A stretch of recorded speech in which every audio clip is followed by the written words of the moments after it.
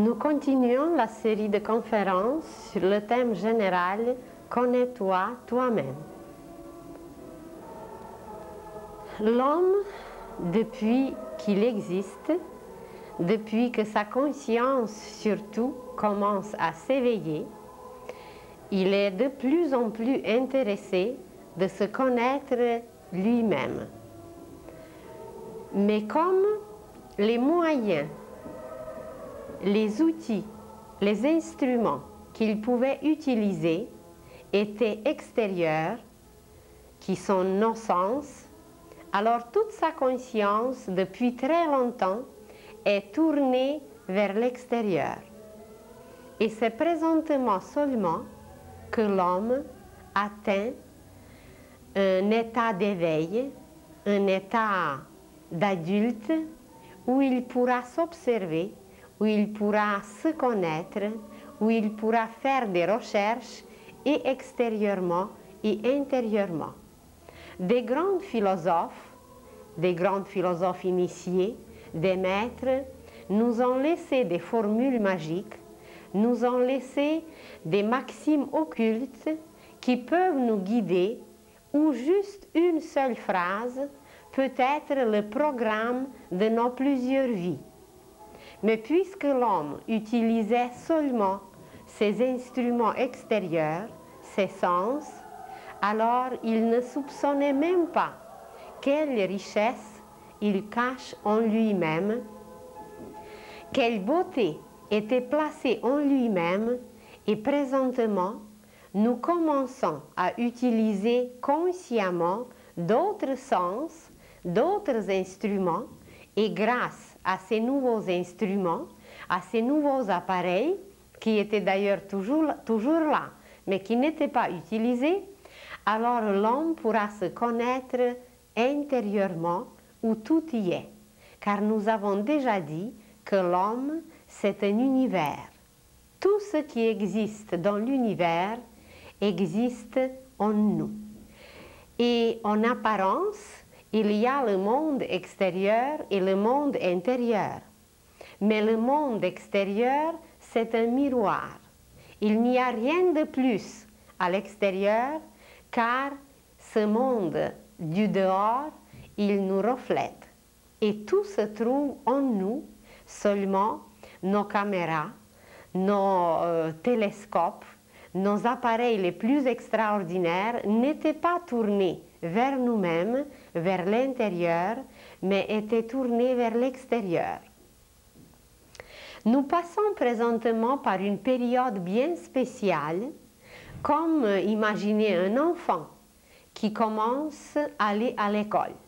Jusqu'à 7 ans, il passait son enfance de l'âge bas, il restait dans la famille, auprès de ses parents, et à un moment, il commence à sortir, malgré que c'est l'hiver, malgré que c'est la tempête, malgré qu'il y a des inconvénients, qu'il y a le froid, il commence à sortir, il commence à accomplir quelque chose pour lui-même. Et l'humanité aujourd'hui commence aussi à entrer dans une école bien spéciale.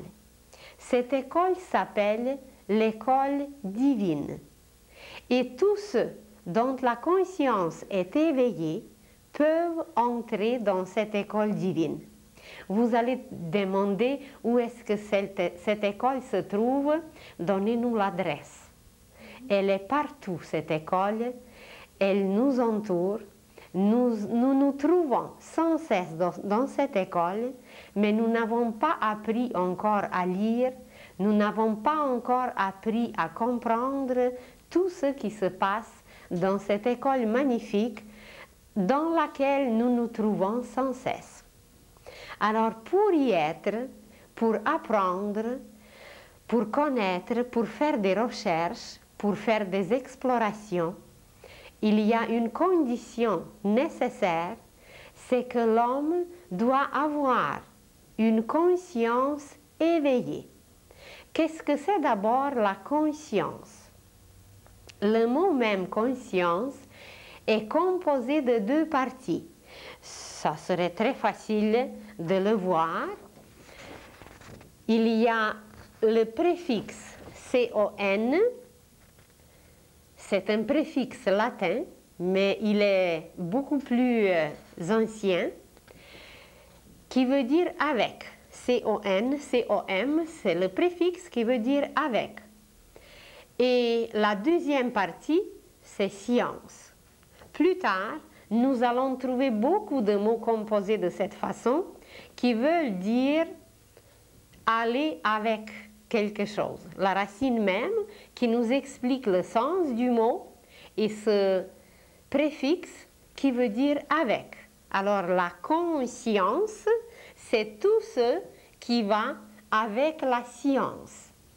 Mais cette science n'est pas extérieure, elle est intérieure.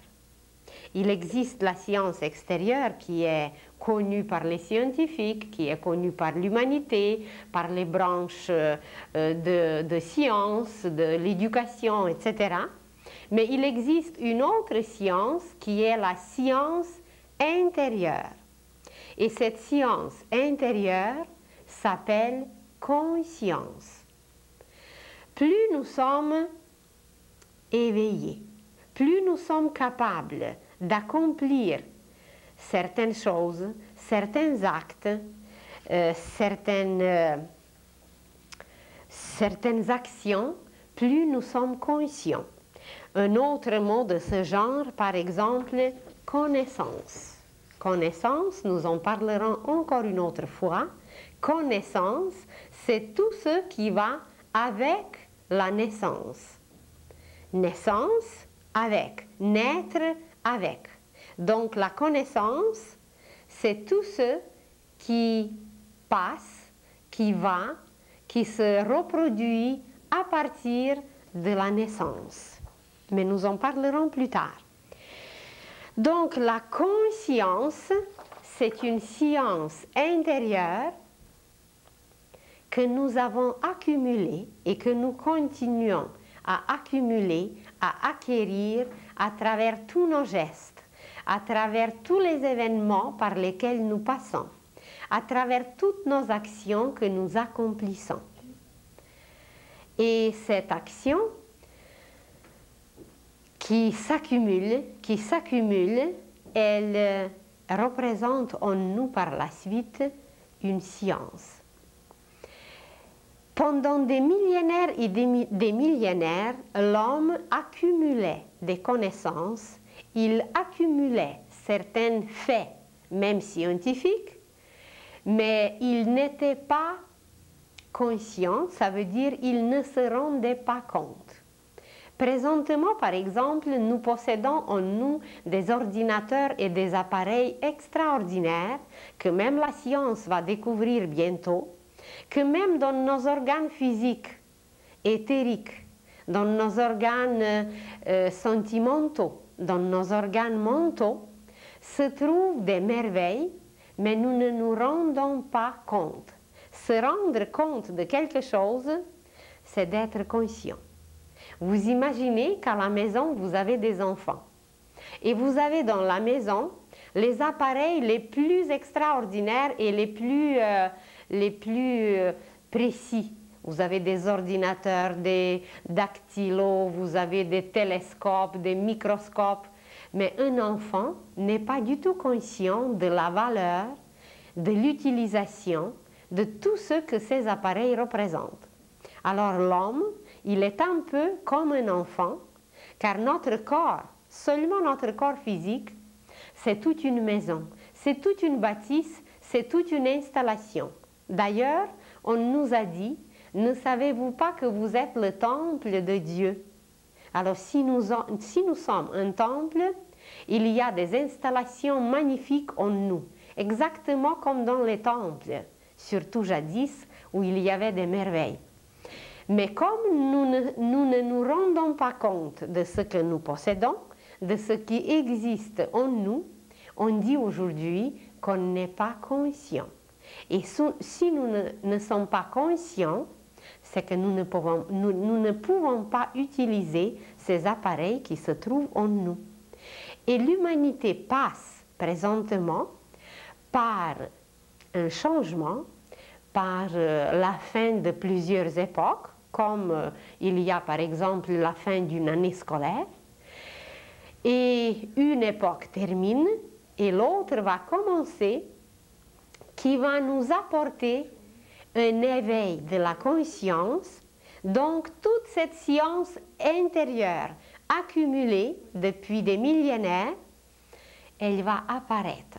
On va l'éclairer, on va la voir et nous allons nous enrichir par nos propres richesses.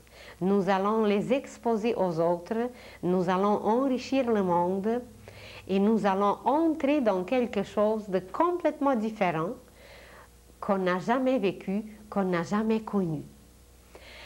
Alors la conscience, c'est nos propres acquisitions, c'est tout ce que nous avons pratiqué, façonné, modélé, touché pendant des vies et des vies, mais on n'était pas conscient, on ne se rendait pas compte, on oubliait.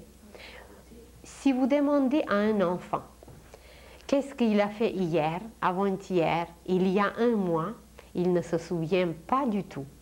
Même, je me demande s'il sait encore parler. Alors, au niveau cosmique, nous ne savons même pas parler.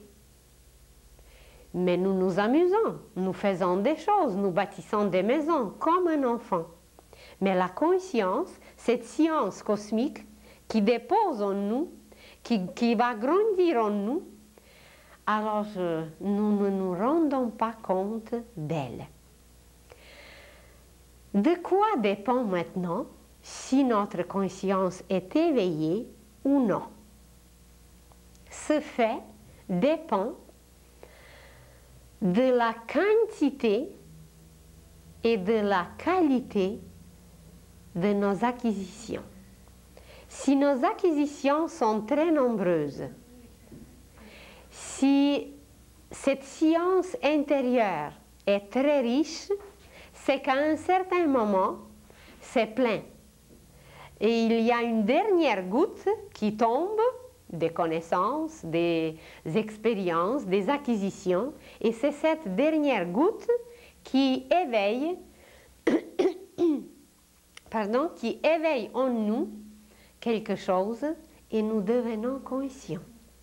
Mais bien sûr, dans cet éveil, il y a des degrés et des degrés, et présentement, alors nous changeons de degré. Et grâce à ce changement, nous nous rendrons compte de tout ce qu'on possède, de tout ce qui existe en nous et de tout ce de quoi nous sommes capables. Alors, la quantité et la qualité de nos acquisitions, de notre propre science, de notre propre richesse intérieure, nous donne aujourd'hui la possibilité de nous connaître un peu plus, parce qu'il y en a encore pour des siècles et des siècles, ou même pour des millénaires, à se connaître, à chercher, à découvrir, à explorer. Alors l'humanité entière passe par un éveil de la conscience. Ça peut être comparé avec un jeune homme, une jeune fille qui a atteint 18 ans.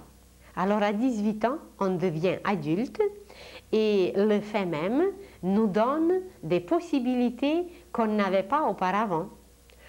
On a le droit de se marier, on a le droit d'avoir notre passeport, on a le droit de voyager seul. On a beaucoup de possibilités qu'on n'avait pas auparavant car on n'était pas adulte. Alors au niveau universel, nous étions sans passeport, nous étions sans être adultes, nous étions sans possibilité que nous allons avoir, que nous allons acquérir présentement. Et de quelle façon nous nous enrichissons? De quelle façon nous accumulons ces connaissances qui forment en nous la richesse de la science intérieure? Tout ce par quoi l'on passe s'enregistre en lui d'une façon tellement précise que la science, qui est très précise, va être ébloui comment l'homme travaille à la perfection et comment cette science intérieure est d'une exactitude et d'une sagesse, d'une précision divine. Il y a en nous des appareils à découvrir et ces appareils étaient connus depuis toujours. Seulement, on ne se rendait pas compte qu'ils sont là. Si nous lisons les Écritures saintes, nous allons trouver des phrases qui ne nous disent pas aujourd'hui grand chose. Mais ces phrases cachent quelquefois toute une science. Quand Jésus disait « Si vous voulez prier sincèrement, si vous voulez parler à Dieu, entrez dans votre chambre secrète et priez-le. » Cette phrase peut être comprise d'une façon littérale, que Jésus conseillait d'aller quelque part dans notre salon ou dans notre petite chambre pour parler à Dieu. Mais je me demande si jadis en Palestine, il avait beaucoup de chambres. Peut-être il parlait de quelque chose de symbolique. Il parlait en images. Et les initiés connaissent cette chambre secrète qui est en nous. Cette chambre secrète se trouve dans le ventricule gauche de notre cœur, presque sur le poing. Et cette chambre secrète n'est pas grande. Elle a la grandeur d'un atome. Vous voyez le cœur, et dans ce cœur, il y a un point. Et ce point représente un atome, et cet atome, il s'appelle atome permanent ou atome germe, et dans cet atome, qui était appelé par les initiés une chambre secrète, il y a une installation qui nous permet d'enregistrer absolument tout ce qui se passe autour de nous, consciemment ou inconsciemment. Nous pouvons être conscients ou inconscient de ce qui se passe, mais ça s'est enregistré pareil. À partir du premier souffle jusqu'au dernier soupir, tout s'enregistre dans cette chambre secrète. Et c'est à travers ces enregistrements, c'est à travers les installations dans cette chambre secrète que nous pouvons communiquer avec notre âme, que nous pouvons communiquer avec Dieu. Donc si Jésus nous envoyait dans cette chambre, c'est qu'il connaissait comment ça marche, il connaissait comment on peut téléphoner à notre âme, à notre esprit, à Dieu. Il savait ce qui se trouve dans cette chambre secrète.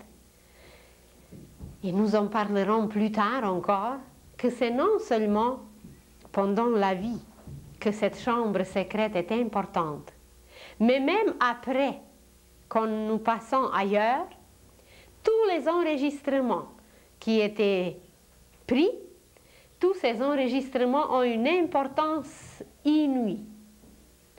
Alors, pour que notre conscience un jour soit éveillée, pour que nous devenions conscients un jour de nous-mêmes, de tout ce qui nous entoure, de l'univers, c'est le travail dans cette chambre secrète qui est extrêmement important, car tout s'enregistre. Et cette richesse intérieure, ces acquisitions que nous possédons, que nous avons, eh bien, elles sont en nous.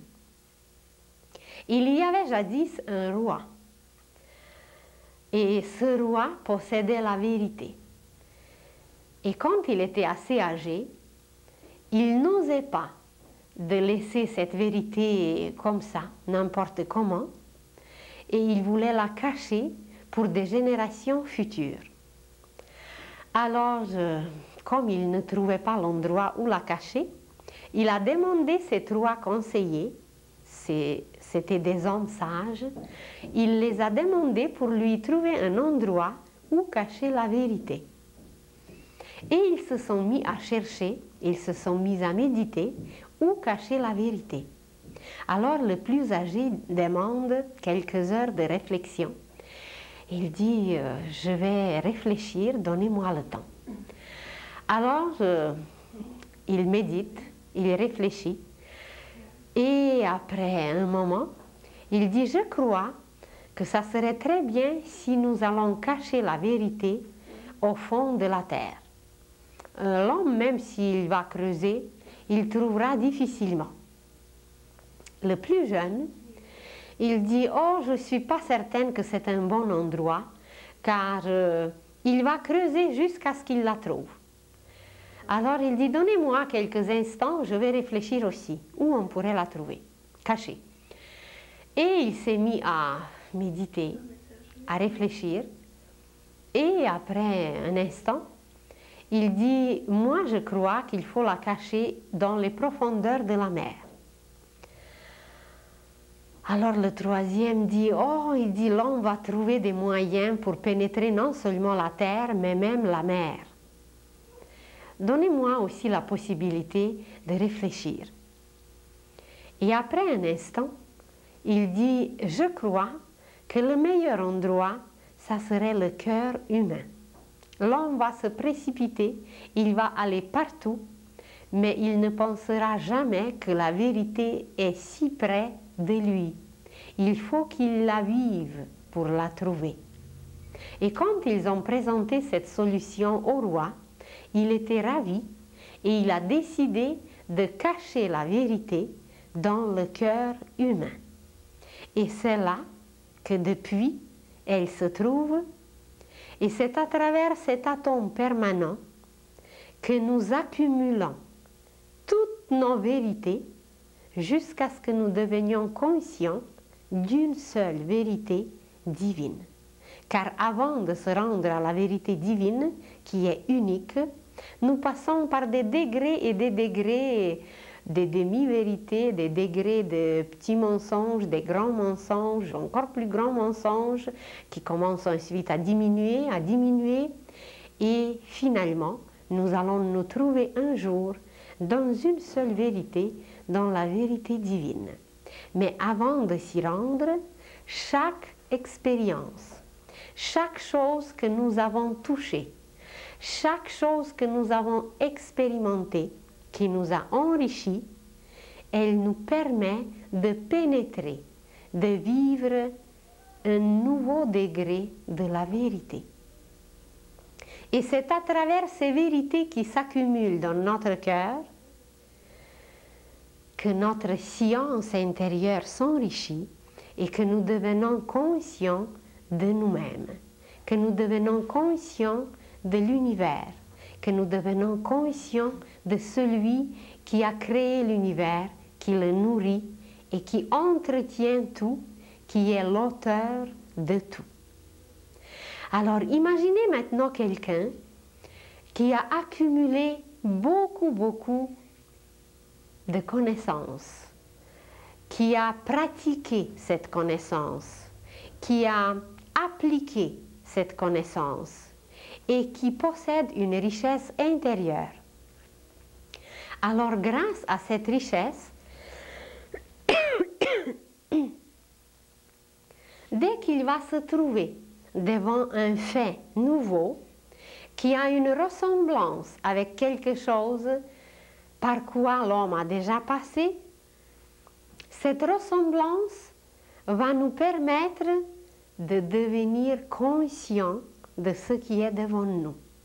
Cette chose nous sera familière, elle ne sera pas étrangère, nous allons l'accepter très facilement et elle va nous paraître qu'elle nous appartient. Par exemple, vous entendez pour la première fois parler de quelque chose et on parle en apparence d'une chose complètement nouvelle que vous n'avez jamais entendue, mais cette chose vous paraît tellement simple, tellement familière que vous l'acceptez immédiatement et vous ne vous étonnez même pas que vous l'avez acceptée. Elle vous a enrichi, cette nouvelle chose, cette nouvelle pensée, cette nouvelle situation, ce qui s'est présenté, et on vit une joie intérieure que personne ne peut nous enlever. c'est que nous avons découvert, nous avons trouvé une petite particule qui nous est proche, qui nous appartient. Nous avons découvert quelque chose en nous-mêmes, seulement ça a été reflété par une chose extérieure. Et ce reflet extérieur nous a rappelé que ça existe déjà en nous. Et voilà, nous sommes joyeux, nous sommes heureux. Et même si le monde entier va dire que c'est une stupidité, que ça n'a pas de bon sens, nous allons rester heureux avec notre découverte. Et quelquefois, c'est très sage de ne pas découvrir, de ne pas toujours partager immédiatement avec les autres ce que nous avons découvert, cette petite vérité qui est là, car si nous la découvrons immédiatement, elle peut être profanée, elle peut être même détruite. Alors si nous la renforçons en nous, après on pourra le faire sans danger. Et voilà, c'est de cette façon, par des petites touches. Il y a quelque chose à l'extérieur qui nous a touchés, et avec ces touches, la conscience, petit à petit, va s'éveiller. Vous entendez parler pour la première fois des extraterrestres. Et vous êtes tellement émerveillés que comment se fait-il que les autres n'acceptent pas une idée si merveilleuse, qu'il y a ailleurs des civilisations, qu'il y a ailleurs une intelligence magnifique, qu'il y a des acquisitions, qu'il y a une vie ailleurs. Et que ce monde, ce cosmos, ce ciel que nous regardons, qu'il est aussi peuplé par des êtres peut-être un peu plus intelligents, peut-être un peu plus expérimentés. Alors vous êtes émerveillés. Et il y a votre ami ou quelqu'un d'autre, votre mari, qui n'accepte pas du tout cette idée et qu'il trouve que c'est stupide et que ça n'a aucun sens. Et vous vous étonnez, comment se fait-il qu'un être qui vous est cher, qui vous est proche, comment se fait-il qu'il a tellement de difficultés de comprendre une chose si simple? C'est que ces expériences intérieures, cette acquisition dans sa chambre secrète, ne lui permet pas encore à accepter une vérité. Tandis que les expériences de quelqu'un d'autre sont beaucoup plus riches, sont beaucoup plus nombreuses, et grâce à cela, alors cette nouvelle idée se place, et voilà, c'est facile de l'accepter. Comment maintenant ce processus d'éveil de la conscience se passe? Car c'est à travers les milliers et les milliers de cas, les millions et des millions de faits concrets qui nous touchent, que notre conscience s'éveille. Nous parlerons plus tard même de deux façons par lesquelles la conscience s'éveille. Juste pour les curieux, on pourrait le dire que la conscience s'éveille ou par la joie ou par la souffrance. Mais il faut déjà être très sage pour que la conscience s'éveille bien, rapidement, par la joie. Elle s'éveille beaucoup plus rapidement et beaucoup plus efficacement par la souffrance quand on est coincé, quand on est pris, quand on est mis au pied du mur. Alors dans ce cas, elle s'éveille très rapidement. Autrement, ça prend du temps, ça prend des siècles, ça prend des millénaires. On reste dans la paresse, dans une inactivité, même dans le parasitisme. Mais quand on est pris, imaginez que quelqu'un se noie. Alors, il est presque obligé de nager, parce qu'autrement, il se noie. Alors, c'est deux façons d'éveiller la conscience. Et elle s'éveille à travers des milliers de cas. Et même à travers ces milliers de cas, quand elle s'éveille, on a atteint un certain degré de la conscience. Et ensuite, on peut accéder, on peut aller plus loin, on peut l'éveiller davantage, car ces degrés continuent et elle nous permet, cette conscience à un degré supérieur, elle nous permet de connaître plus, de comprendre plus et de participer, surtout de participer à l'œuvre universelle. Comment ça marche? Imaginez que par votre observation, par tout ce que vous faites, vous êtes émerveillé devant des milliers de belles choses. Vous connaissez par exemple des belles maisons. Vous aimez des belles maisons. Vous connaissez des belles fleurs. Vous vous émerveillez, vous les observez, même vous pouvez les conserver. Vous les connaissez bien. Vous vous émerveillez devant les beaux tableaux. Vous les collectionnez même. Il y a des cultivateurs qui adorent étudier, cultiver, faire des pratiques avec des grains. Il y a des tisserands qui adorent faire des tissus. Il y a des admirateurs des femmes. Alors imaginez maintenant que la conscience humaine passe par des milliers et des milliers de faits. Il y a des belles maisons, il y a des belles semences, il y a des belles fleurs, il y a des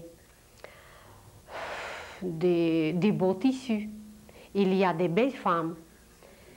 Et à travers ces milliers de faits, la conscience s'éveille petit à petit, car chaque chose nous touche. Chaque chose s'enregistre, chaque chose reste en nous. Et à travers ces milliers de cas, à travers ces milliers de touches,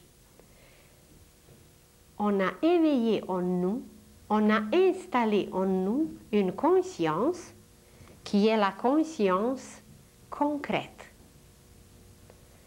La conscience concrète est composée de milliers, de millions, de milliards de faits concrets où vous voyez des belles maisons, des beaux tissus, des beaux tableaux, des belles fleurs, des belles femmes. Et ces petits points, nous pouvons les continuer à l'infini. À l'infini. Et imaginez que cet infini forme un cercle. Alors on aura des cercles et des cercles même en spirale avec des milliers et des milliers de cas, de faits concrets qui forment notre conscience concrète. Mais cette conscience concrète ne s'arrête pas là. Si aujourd'hui quelqu'un vous dit juste un seul mot, par exemple beauté, ce seul mot a éveillé, a provoqué en vous quelquefois plusieurs images ou beaucoup d'images. Si nous avons l'appareil aujourd'hui pour photographier ce que le mot beauté a réveillé en vous, nous serons stupéfaits que chaque être humain possédera des images très particulières. Et ces images ne se répéteront jamais, car elles sont basées sur nos expériences uniques. Alors ce mot beauté va provoquer en nous des belles images, des belles maisons, des beaux tissus, des beaux tableaux, des beaux troupeaux, des belles tribus, de tout ce qu'on a vu, qu'on a entendu, qu'on a enregistré en nous.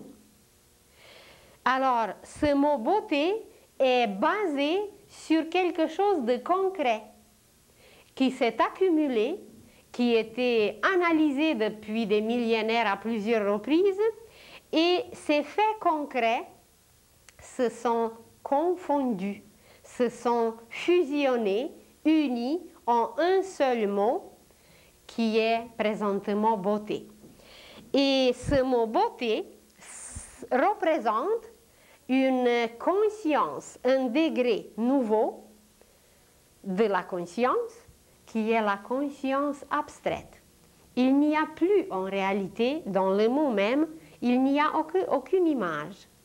Cette image abstraite, elle est basée sur des milliers de faits concrets. Mais le mot beauté même, il est abstrait.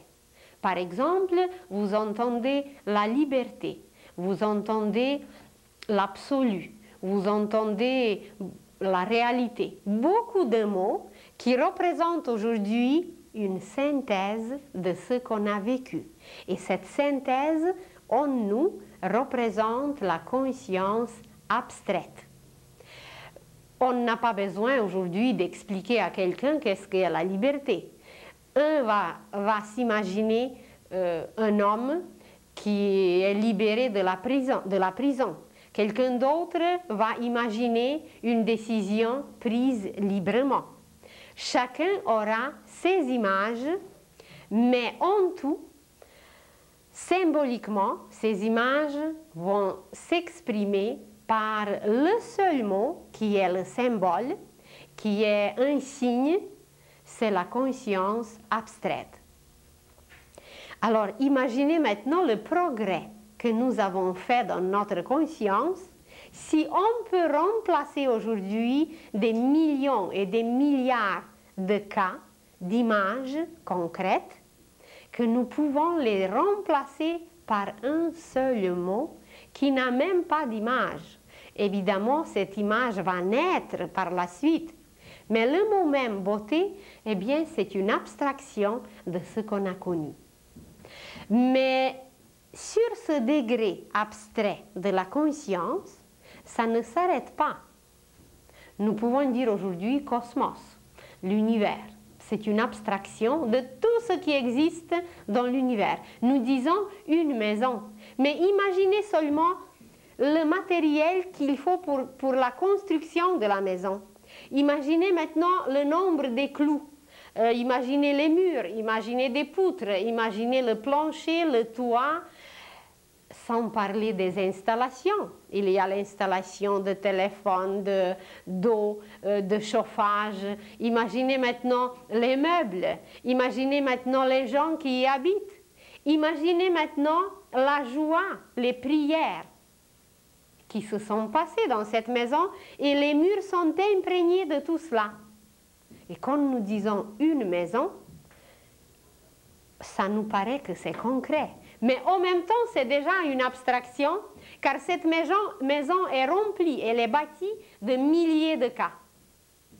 Et même si la maison même peut être une abstraction, comme beauté d'ailleurs, ce niveau abstrait de la conscience, ce n'est pas tout.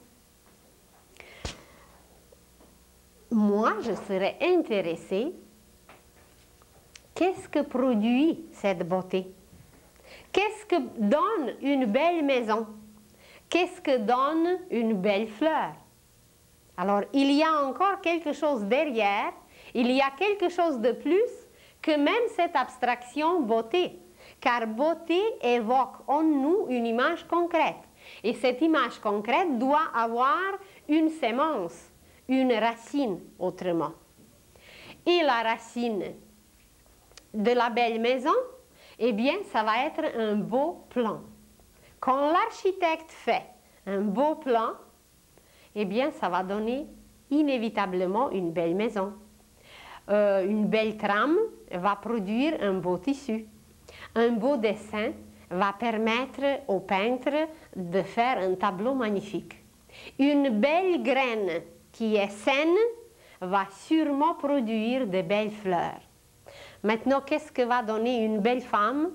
Ça, c'est à discuter, mais je dirais, moi, que c'est une belle âme. Une belle âme donne une femme belle. Et ainsi, nous pouvons continuer à l'infini et nous allons trouver que chaque chose concrète qui nous touche a quelque chose comme racine, comme sémence, et cette racine se trouve encore sur un autre plan, car imaginez un architecte qui porte en lui un beau plan, Ce beau plan, personne ne le voit. Avant qu'il le mette sur le papier, il peut porter ses plans depuis des années et des années, alors personne ne le voit, donc ça nous échappe. Cette conscience que lui porte en lui, ce beau plan, ou un peintre qui peut porter en lui pendant des années et des années le dessin d'un tableau. Alors, où est-ce que ça se trouve? Eh bien, on dirait presque qu'il n'y a pas d'endroit pour cela. Ça flotte dans sa pensée, et sa pensée flotte dans l'éther cosmique. Alors, c'est le niveau de la conscience cosmique. Imaginez le Corbusier, imaginez Niemeyer, imaginez les Templiers de jadis qui ont capté de si beaux plans que ces plans nous émerveillent. Et même depuis des siècles et des siècles, cette beauté reste parce que la graine, la sémence était tellement valable que voilà, ça reste pour très très longtemps. Alors, ces créateurs qui créent la beauté, en portant en eux les belles pensées, en portant en eux des beaux plans, ce plan, ces belles pensées, cette sémence qu'ils portent en eux représente le plan, le degré de la conscience cosmique. Et même si nous avons analysé ce plan de la conscience cosmique, même si nous avons atteint ce plan de la conscience cosmique, ce n'est pas encore tout. Car chaque sémence, chaque pensée, chaque plan, il doit être nourri par quelqu'un. Quand nous mettons un grain dans le sol, eh bien, imaginez s'il n'y avait pas de soleil. Alors, il ne serait pas nourri. Il n'aurait pas de chaleur, il n'aurait pas de lumière, et le soleil qui produit d'autres processus dans l'univers, alors la petite graine ne pourra pas être nourrie. Donc, même si ces belles pensées existent, même si ce plan de la conscience cosmique existe, il y a quelqu'un qui nourrit, qui place cette sémence là où elle est, dans un grenier universel, dans un grenier cosmique. Et les inventeurs, les génies, les saints, tous ceux qui ont apporté pour l'humanité cette beauté, pigée, puisée dans la conscience cosmique, c'est qu'ils sont allés dans le grenier cosmique. Mais à qui appartient ce grenier cosmique? Qui le garde, qui le chauffe, qui entretient une belle température, qui nourrit tout cela? Eh bien, il y a une source éternelle, une source universelle qui permet d'entretenir, qui permet de vivre, qui permet de capter toute cette richesse qui a existé depuis toujours, qui existe depuis toujours. D'ailleurs, cette première source qui nourrit tout, qui entretient tout, sur plusieurs planètes, elle est appelée de cette façon la source première. Certains êtres dans l'univers l'appellent l'intelligence cosmique, l'intelligence infinie. On l'appelle le tout, on l'appelle le créateur, on l'appelle le Père, on l'appelle le penseur universel. Il y a beaucoup de noms, et chez nous, le nom le plus familier, le plus utilisé, c'est Dieu. On dit aussi créateur, on dit aussi Seigneur.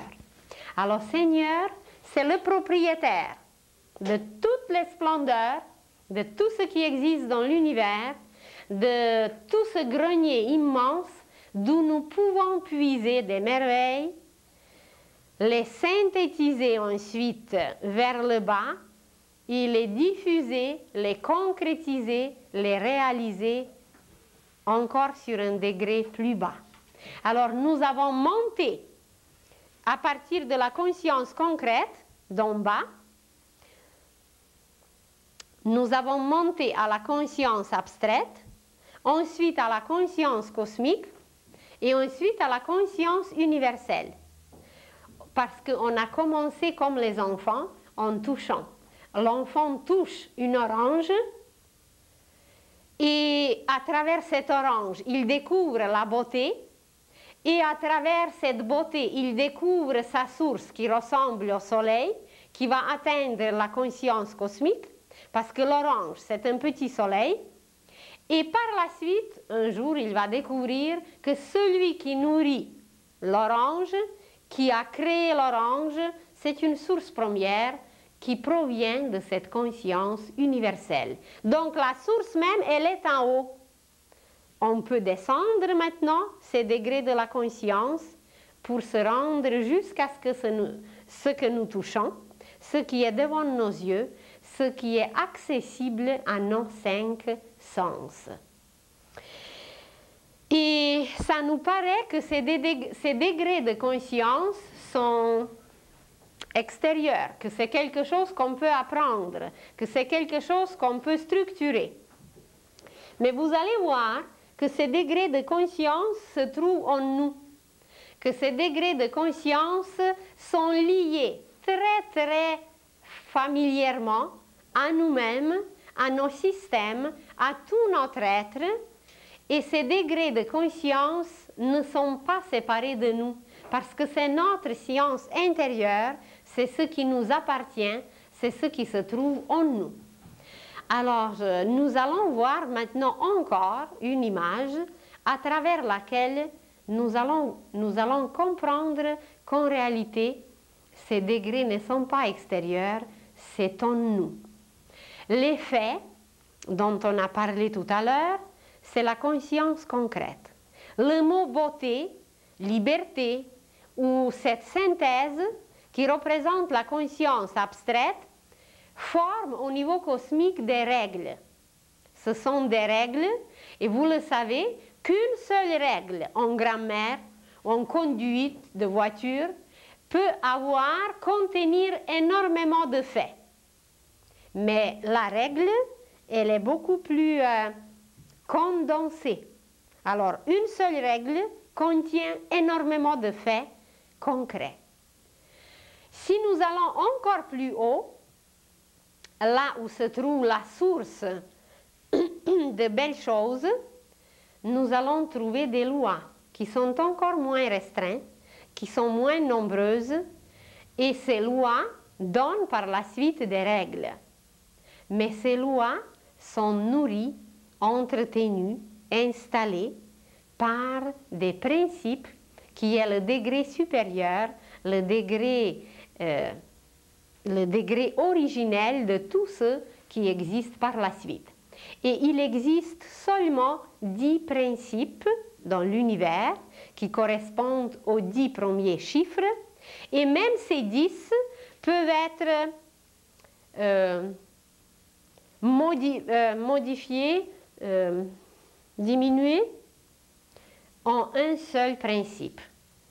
Par exemple, si nous prenons 2 feuilles, nous allons avoir 1 et nous allons avoir ensuite le 0. Alors, 2 feuilles, on les plie, c'est pas la magie, c'est très simple. J'avais ici 2 feuilles. Alors, je vous présente 1. Ça, c'est 1. Et maintenant, ce 1, quand il va être plié de façon différente, eh bien, il pourra former des chiffres. Et ce 1, quand nous allons le plier complètement, le rouler si on veut, eh bien, il va former le 0. Mais c'était toujours 1. Alors, les hindous appellent 1 Dieu manifesté. Et il appelle 0, qui est 1 aussi, mais qui est fermé. Ce 1, c'est Dieu non manifesté, qui est l'œuf. Et un jour, nous parlerons de la Trinité Sainte. c'est ce qui se trouve dans l'œuf. Il y a le jaune, le blanc et la coquille. Alors l'œuf, c'est le blanc complet, c'est la non-existence, c'est Dieu non manifesté. Et quand il se manifeste, il devient un. Et si nous plaçons maintenant 1 manifesté, ça va être de ce côté pour donner 10, ou de ce côté, ici. Alors, si nous plaçons 1 qui est manifesté avec le non manifesté, ça va donner 10. Ça va donner 10. Et c'est à cause de ce Dieu manifesté et non manifesté qu'il y a 10 principes. Mais en réalité, ces 10 principes sont toujours unis, se trouvent au complet dans un seul.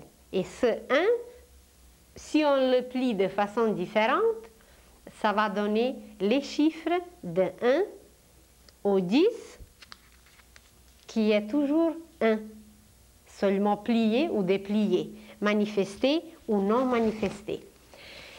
Et ce principe, il est très simple, il s'appelle 1, il s'appelle le tout, il s'appelle la source, c'est ce principe qui régit tout, qui manipule tout dans l'univers, qui crée tout. C'est le principe créateur. Ensuite, ces degrés de la conscience correspondent pour les astrologues. Ça correspond aux 4 éléments. Vous allez voir que le degré concret, c'est la Terre. Les faits représentent la Terre. La beauté, les règles, le degré de la conscience abstraite, c'est de l'eau. C'est l'eau. Les lois, c'est l'air, la conscience cosmique, et la conscience universelle, c'est le feu. Et ces 4 degrés, ces 4 éléments, nous les trouvons en nous sous une autre forme. Le système osseux, c'est la terre en nous, c'est les faits qu'on peut compter, c'est tangible. Le système circulatoire, qui a ses règles, qui a ses battements de cœur, c'est l'eau en nous, c'est ce qui coule. Il y a des règles très strictes à suivre. Imaginez si le cœur saute quelques battements, qu'est-ce que ça donnerait? S'il ne suivait pas des règles, ben, ça va être déréglé et ça donne des crises cardiaques. Alors, on suit des règles au niveau de la conscience abstraite qui est représentée en nous par eau, par le système circulatoire. Au système respiratoire correspondent des lois, l'air. Imaginez aussi si on s'arrête de respirer. Sans eau, on peut exister quand même plusieurs jours. Sans manger, qui est terre, fait, concret, 2 oranges, 5 pommes, 3 tranches de pain. On peut vivre même des semaines sans manger. Mais sans eau, on peut vivre moins, sans air encore moins. Essayez de ne pas respirer pendant une demi-heure. Donc les lois sont encore plus importantes. Elles correspondent au système respiratoire en nous. Et imaginez maintenant vivre sans chaleur. Vous allez dire, oui, en hiver, c'est pas chaud, ou par exemple dans les prisons, il n'y a pas de chaleur. Mais il ne s'agit pas de cette chaleur extérieure, il s'agit de la chaleur intérieure. Quand la chaleur intérieure nous quitte, le corps meurt. Alors, le principe en nous, c'est cette chaleur, ce feu sacré que nous possédons. Il est impossible de vivre au corps sans principe. Alors, le principe est tellement enraciné en nous que même pas un instant, parce que sans respirer, on peut quand même rester jusqu'à quelques minutes. Mais sans ce feu, pas un instant. Alors, voyez comment le principe est en nous, installé le plus fortement. Les faits, ça va. On est allé en Irlande pendant le jeûne, dernièrement, je crois, jusqu'à 70 jours, 72 jours. Mais sans feu, il n'y a aucune mesure. Il n'y a aucun instant qui peut être mesuré pour exister sans feu. Et ce feu est présenté en nous par le système nerveux. Alors, les principes sont en nous, les lois sont en nous, les règles et les faits. Donc, tous les degrés de la conscience se trouvent en nous. Et on pourra aller encore plus loin avec ces degrés de la conscience, car il existe en nous une conscience individuelle qui veut tout ramasser pour nous-mêmes.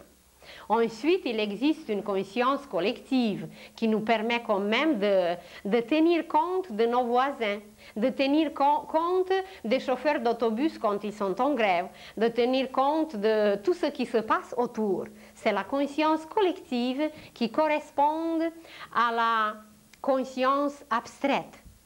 Cette conscience collective ensuite monte à une conscience fraternelle que Jésus préconisait tant et qu'on n'a pas encore réalisé. Mais bientôt, nous allons réaliser cette conscience cosmique, christique en nous, et voilà, on va avoir une conscience fraternelle. Et encore plus tard, on atteindra le niveau d'une conscience d'unité, la conscience divine, la conscience universelle. Et présentement, l'humanité va monter jusqu'à la conscience christique, cosmique, jusqu'à la conscience fraternelle. C'est ce degré que nous allons atteindre présentement. Alors, il y a des merveilles qui se trouvent en nous, qui étaient placées en nous depuis toujours, qui se passent en nous, mais nous ne sommes pas conscients de tout cela. Et à partir même peut-être de cet instant, nous allons nous découvrir, nous allons nous émerveiller à quel point nous sommes riches et à quel point l'avenir qui nous attend est superbe, merveilleux et riche.